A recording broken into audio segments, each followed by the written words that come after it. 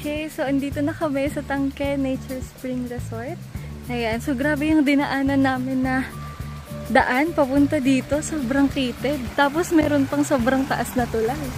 Ayan, so pagpasok mo dito, makikita mo na agad ang, or maririnig mo na agad ang lagaslas ng tubig. Ayan, ang entrance fee dito is 35 pesos.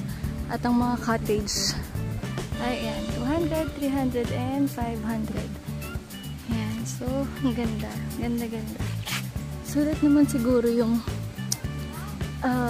kaba na dinanas namin sa pagpunta rito.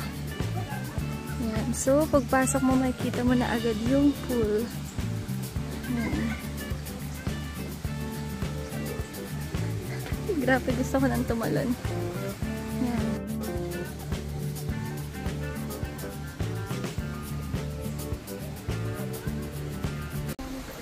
Ayan.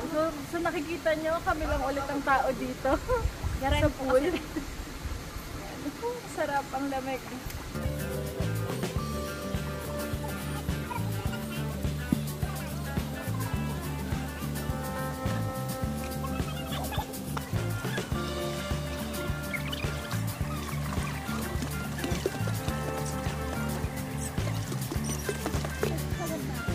Resting.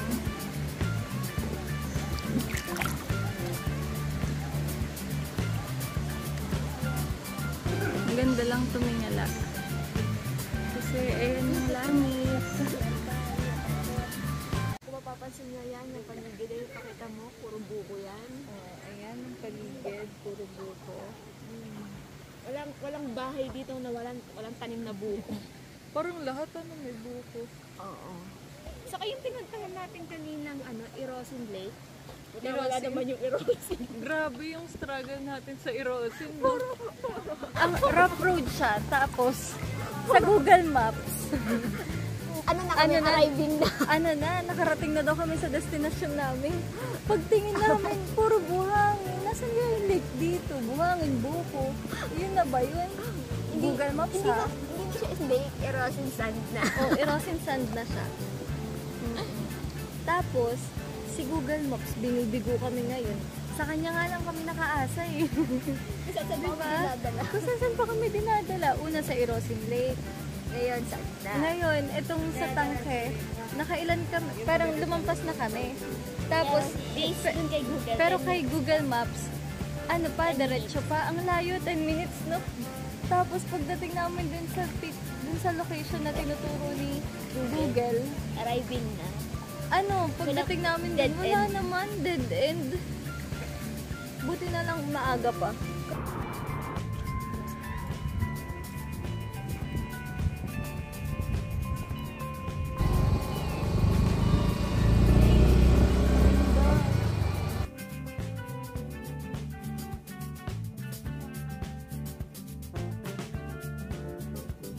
Okay, so andito kami ngayon sa Plaza Escudero. So kung makikita nyo naman, ayan, so ang ganda ng view. Ayan, ayan. Diba? Perfect to kapag gusto nyong makakita ng sunset. Ayan, so kami medyo late. Medyo late kami kasi hindi man namin alam na may ganito dito. So ang pupuntahan sana namin is yung 16K Blue Rose Ses. Kaso, sarado daw siya. Pero yun, tinry pa din namin para maghanap ng pagkain. Pero ito yung natagpuan namin. Sobrang ganda dito. Yes!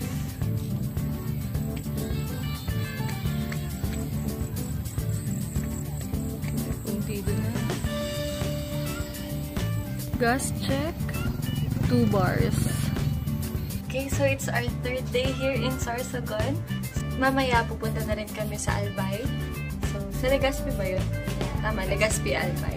Doon naman kami mag-stay for until tomorrow. Ayan, so we're ATV tomorrow. See ya! Okay, so andito kami sa top of the world. So medyo challenging yung pagpunta dito. Napakalayo, pero worth it naman yung view. Farm plate!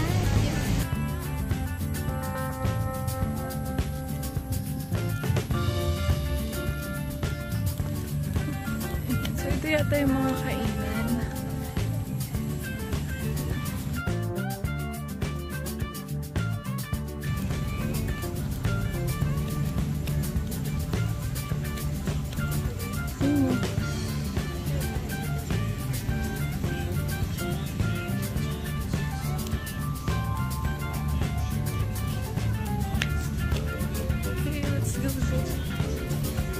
Okay, so we're still here in Farm Plate. Ayan, kung saan makikita ninyo ang napakagandang mayon. Ayan, so tourist attraction talaga siya. So, ang daming nagpapapicture. Ayan, so mas maganda dito kapag kasama niyo yung family ninyo.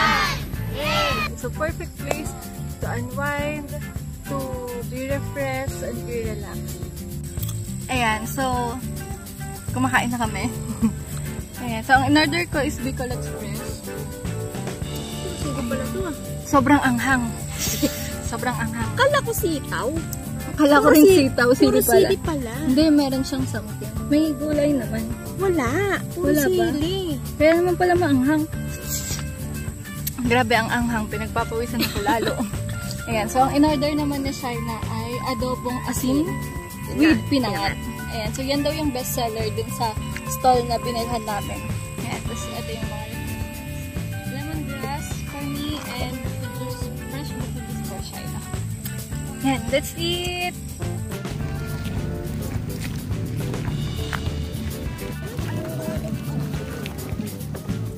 So, this is Highlands Legazpi. Ayan, so para siyang bancheto. Ayan, marami siyang pagkakainan.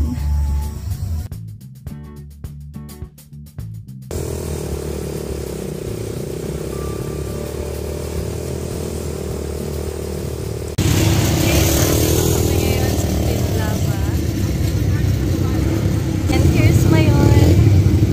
Nagtatago na sa ulap.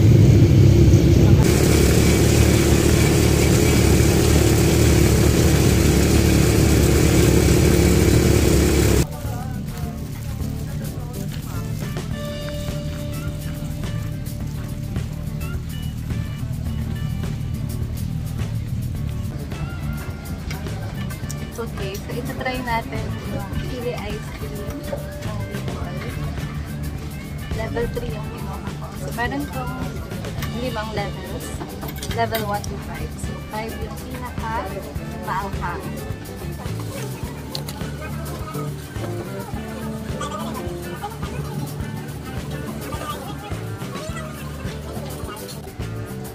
Sa una, akala mo chocolate lang, pero sa dulo, ang anghang.